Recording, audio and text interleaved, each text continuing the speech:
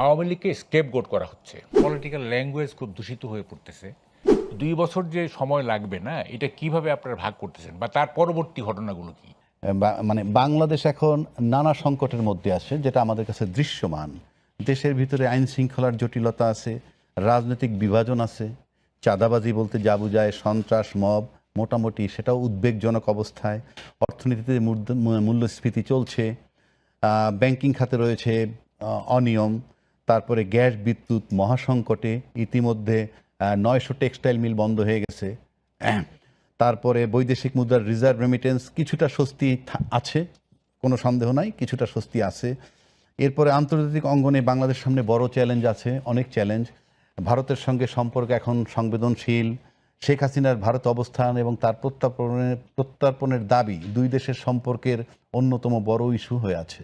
এই ধরনের বিভিন্ন বিষয়, আন্তর্জাতিক এবং অভ্যন্তরীণ, এইসব সংকট এবং সংকটের সমাধান নিয়ে আলোচনা করব।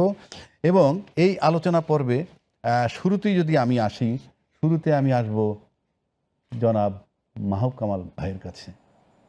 আচ্ছা, আপনি আমাকে বলেন, মানে আসলে সংকটটা কোথায় এবং বাংলাদেশ এখন কতটা সংকটে?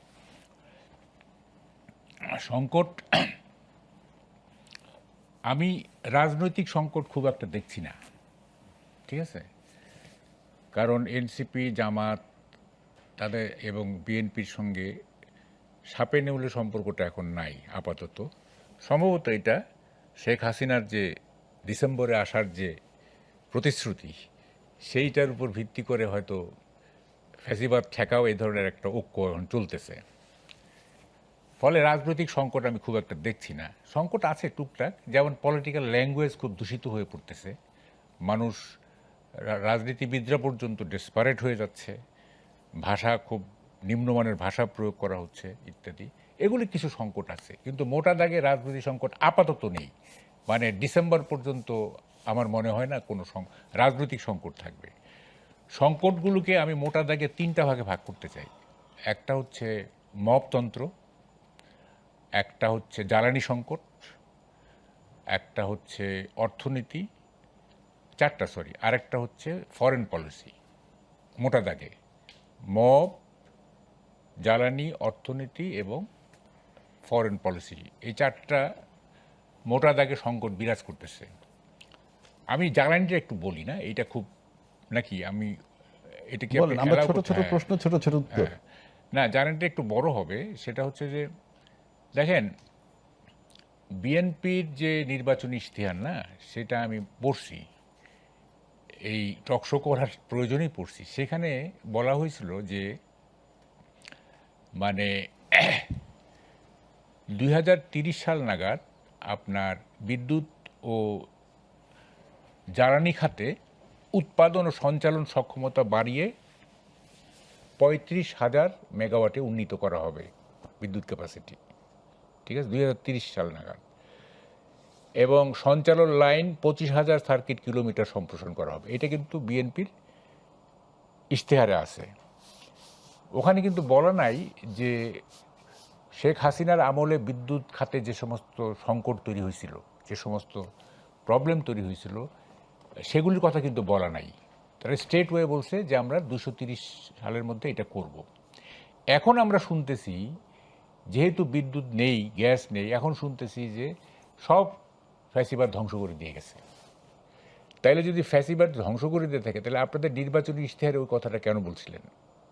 ওখানে বলতেন, নোট, একটা ফুটনোট দিতেন যে শেখ হাসিনার আমলে এই হয়েছে, ফলে আমাদের দেরি হবে, এটা বলতে পারতেন। এখন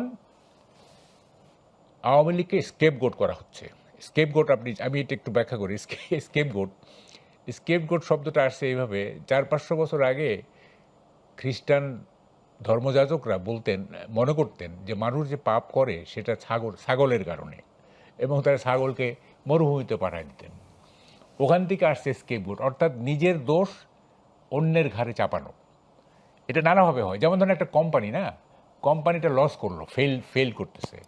এখন দোষ কিন্তু হায়ার এক্সিকিউটিভ নিবে না, তারা করবে কি, নিম্ন নিম্ন অধস্তন যারা আছে তাদের যে কোনো একজনের ঘাড়ে চাপায়, যে এই তোমার কারণে এই কোম্পানি লস করলো, ঠিক আছে? কী ধরুন খেলা, না, খেলা তো একটা টিম ওয়ার্ক, ধরেন ফুটবল টিম ওয়ার্ক। এখন হেরে গেছে, এখন করবে কি স্কেপ গোট একটা বের করবে, এই তুমি ওই সহজ গোলটা দিতে পারো নাই, হ্যাঁ এটা যে একটা টিম ওয়ার্ক ওইটা ভুলে যাবে, এটা ওইভাবে মারলেই তো গোল হয়ে যেত। সো এই যে অন্যের ঘাড়ে দোষ চাপানো, এইটা একটা মানে সহজাত প্রবণতা মানুষের, এবং বিদ্যুৎ খাতের যে দুরবস্থা, এইটা স্কেপগোট খোঁজা হচ্ছে। যদি নির্বাচনী ইশতেহারে এরকম বলা থাকতো যে আমাদের এই সংকট আছে, সুতরাং আমাদের সময় লাগবে, এখন বলা হচ্ছে যে 2 বছরের নিচে এটা কি বলে যে স্বাভাবিক হবে না। এখন আমি বলি কি, 2 বছর যে সময় লাগবে না, এটা কিভাবে আপনারা ভাগ করতেছেন, বা তার পরবর্তী ঘটনাগুলো কি? আমি যদি বিদ্যুৎ সংকট সমাধানের জন্য আমি 3টা ফেজ করতে পারি, একটা হচ্ছে আশু, আরেকটা হচ্ছে মধ্যবর্তী মিড টার্ম, আরেকটা হচ্ছে লং টার্ম। আশুটা আপনাকে যেভাবে হোক এইটাকে আপনাকে কাভার করতে হবে, গ্যাস এবং বিদ্যুৎ দুটেই একেবারে কাভার করতে হবে। আশুটা মিনিমাম একটা জায়গায় যেতে হবে।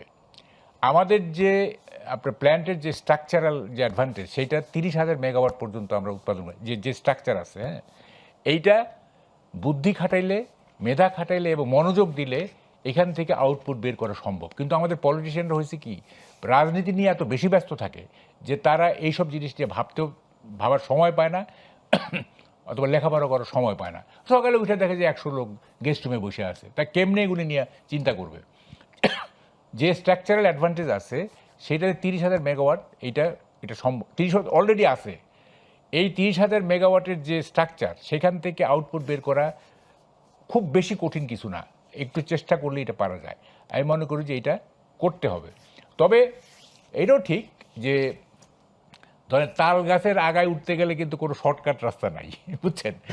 আপনি যদি আপনার কাছে আমি আবার আসবো। আমি একটু বলি, একটু শেষ করে দিই। তাল গাছের আগায় যদি আপনি উঠতে চান, there is no shortcut way, তাই না? আপনাকে বেয়েই উঠতে হবে, এটাও ঠিক আছে।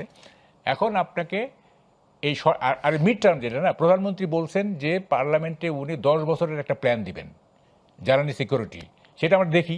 আর লং টার্মটা হচ্ছে আপনাকে ব্লু ইকোনমি এক্সপ্লোর করতে হবে। এই যে আমি বললাম, শর্ট টার্ম কিছু করেন, মিড টার্ম দেখি প্রধানমন্ত্রী কি বলে জ্বালানি সিকিউরিটির ব্যাপারে, আর লং টার্ম যেটা হচ্ছে সেইটা ব্লু ইকোনমিকে আপনাকে এটাকে ডিসকভার করতে হবে।